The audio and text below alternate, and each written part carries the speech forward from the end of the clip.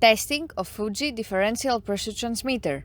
The transmitter has been set to a calibration range of input signal from 0 to 1000 millibar square root type.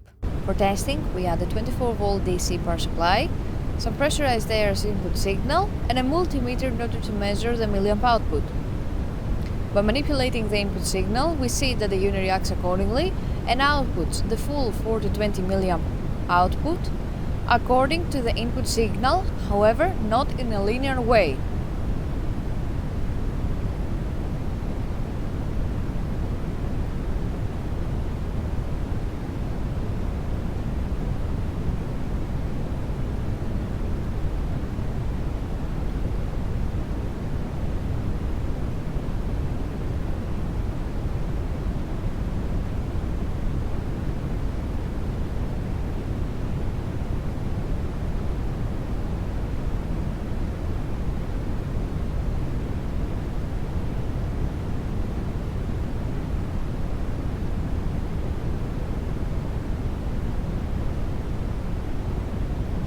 It is now clear that the transmitter is working successfully and is ready to be delivered to the customer.